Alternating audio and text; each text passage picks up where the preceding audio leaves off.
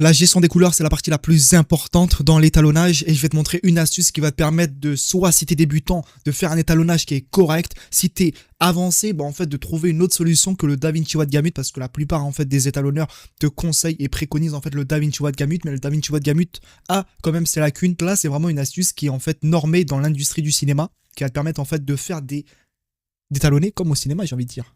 Je rigole, c'est juste pour la vanne. La plupart, en fait, te préconisent cette gestion des couleurs. J'ai découvert l'Aces, tu vas changer directement l'Aces, tu vas te mettre en CCT. Mais moi, le CCT, dans le sens où tu sais que les basses lumières sont préservées quoi qu'il arrive, et par rapport à l'exposition et la balance des blancs, pour avoir cette option photométrique, on va juste changer le nœud en CC. J'ai fait un projet avec plusieurs caméras, exprès, comme ça, je vais voir avec vous directement. Juste, tu mets en no input transform, parce qu'il y a beaucoup de caméras, parce qu'on va les désigner individuellement. Mais s'il n'y a qu'une seule caméra, tu peux mettre directement en fait la caméra qui a été utilisée. Et là, en sortie, on va mettre le Rec 609, normal. Boum, c'est le 1886, c'est ça l'appellation. On va rester en A6 AP1. On fait juste clic droit, IDT A6, c'est du Blackma. Donc on cherche la Gen 5, boum. Là, ça c'est du Canon C-Log 2, on fait la même chose.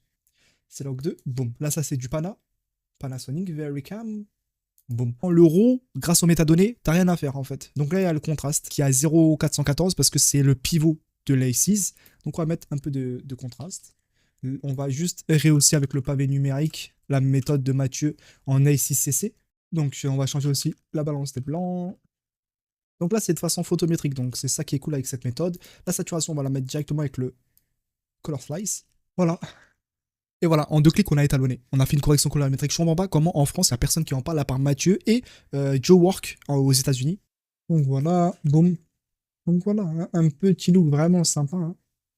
Donc là, il y a juste les teintes de peau à corriger. On va venir les corriger directement.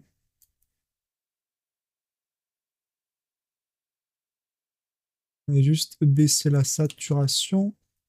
Baisser un peu le bleu. Juste la luminance pour ajouter de la densité. Voilà. On est passé de ça, juste avec des courbes, hein, à ça. Tu vois, il y a un changement drastique. Voilà, avec la méthode A6, en fait, c'est tu peux travailler sur plusieurs caméras sur un même projet. Tu peux deuxièmement avoir une norme industrielle parce que A6, c'est vraiment utilisé dans le cinéma et tout ça. Et même pour tout ce qui est VFX. Troisièmement, c'est ultra simple. Ultra simple à étalonner. Je te laisse l'arbre de nœud dans la description avec la LMT. Et si tu as aimé, si tu veux voir plus de contenu par rapport à l'A6, n'hésite pas à aller voir Mathieu Mizarika ou moi, peut-être plus tard, j'en ferai d'autres vidéos par rapport à ça. En tout cas, n'hésite pas à liker, t'abonner, commenter pour me dire ce que tu en as pensé. On se retrouve pour une prochaine vidéo, les amis.